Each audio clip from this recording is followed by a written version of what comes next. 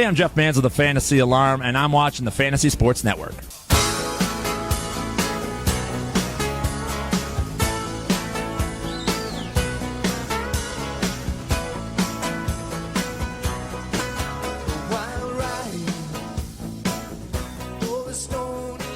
Adam Ronis here for Fantasy Sports Network. I'm here in Las Vegas at the FSTA convention. I'm with Jeff Mans from Fantasy Alarm. Jeff, obviously this industry has grown. Talk a little bit about your background, how long you've been with Fantasy Alarm, or what you do there. Well, part owner of FantasyAlarm.com, and I've been in the industry 9 years, so we're doing big things at Fantasy Alarm, but had a lot of mild success before that. Worked for a bunch of different companies. Some of my bosses, former bosses, are in this room right now. It's great industry. It's the best industry in the world to be a part of. A great collection of people. I've been fortunate enough over the last 4 years now. Fantasy Alarm seeing exponential growth. The radio show, our video, our content is growing every single day, and it's nice to be adding a lot of good people from this room to our staff.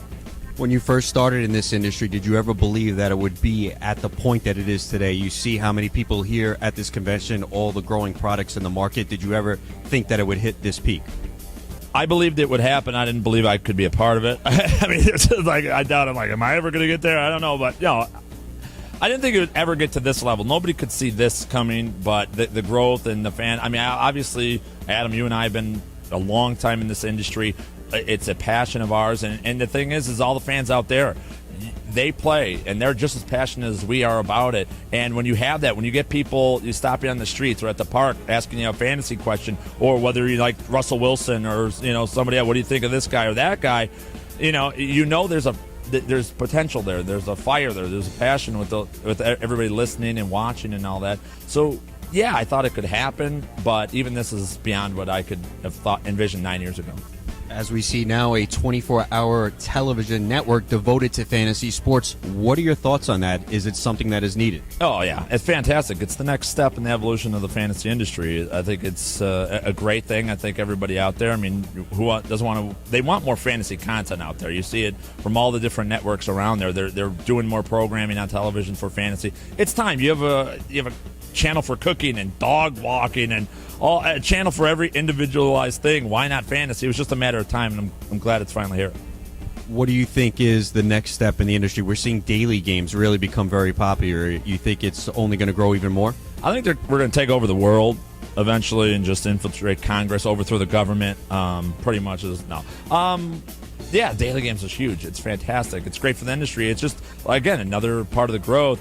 To be able to adjust your lineups and choose different guys on every single day, it's wonderful. The best part about fantasy, one of the best parts, is that the draft. Everyone loves the draft. Well, in dailies, you get the draft every single day. It's phenomenal. You get to adjust. We're literally like the managers. It's always been everybody in fantasy sports at one point wanted to be a GM or a manager of a ball club or a football team.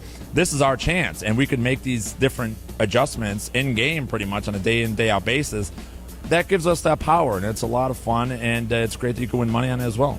How about this industry? Obviously, everybody wants to do well, and you would think there's competition, but it seems like everybody is so friendly and doesn't view it that way. Yeah, and that's the best part about it. You have a lot of great people in the room. There's a lot of ego, and you need a certain amount of it to do anything in the industry, but also everybody roots for each other, and it's great to see an all-sports fantasy channel or a fantasy sports channel on television. It's great to have SiriusXM Radio having an all-fantasy channel. It's great to see, great people like Lisa Ann and Pilar Lastra and folks like that, doing fantasy sports and talking about it. It's really a wonderful thing.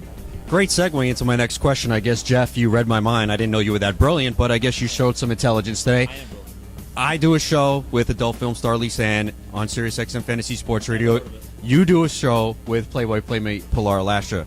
Who would have ever thought that we would be doing shows with women of this caliber and the knowledge that they have? If you and I would have talked, 7 years ago or 5 years, 2 years ago, and said, "Hey, one day, I'm going to have the cell phone number of Pilar Lastra, and you're going to have Lisa Ann," we would have just been, "Yeah, right," laughed out of the building. And it's great, and that's a wonderful thing. It's great for the industry. It's great for them, and that's what I mean. That's the wide reach of fantasy sports. That's how big it is. Everybody loves this stuff. Whether you're a big time celebrity, I played in a basketball tournament with President Obama. I mean, it's nuts to think that I'm in a college basketball tournament pool with President Obama. It's crazy, but everybody plays it. Everybody loves sports. It's a way for us to harness that love and admiration for all the games that we love, and now we put it into fantasy. It's wonderful. Why do you think it has grown so much? Because back in the past, people would be like, "Oh, you play fantasy sports? That's for geeks." It's not like that. Everybody plays now. Well, I think it's still for geeks, but that's the thing. We're a lot more geeks in the world than we used to think. I mean, you look at everybody with an iMac or an iPod nowadays. We're all geeks, but I think what happened is we just changed. We're all kind of geeky, but it's okay. It's cool to be a geek. It's cool to study the numbers. It's cool to learn more about anything. And with sports and with sabermetrics like in baseball, or you look at the offenses and defenses and the systems in football, people are learning more about the sports. They're learning more about the game, and it's never geeky to have knowledge. A smart guy might be a geek when you're in high school, but when you become an adult, knowledge is power. And you can make money in fantasy sports as well. Yeah, you can. You can? Wait, I don't know anything about that, but maybe you can. You can, absolutely. I mean, there's money to be made, whether it's on the business side or playing the daily games. I mean, that's phenomenal. You play in NFBC, NFFC, FFPC, all these high-stakes leagues. And, if you're good at what you do and there's so many avenues for you to shine. There's so many opportunities out there, whether it's daily or high-stakes or whatever, or if you're just doing it for fun. There's a lot of ways to make money. Jeff Mans, who's good at what he does sometimes, not all the time, but we like him. Adam Ronis here, Fantasy Sports TV Network in Las Vegas at the FSTA convention. While riding over the storm.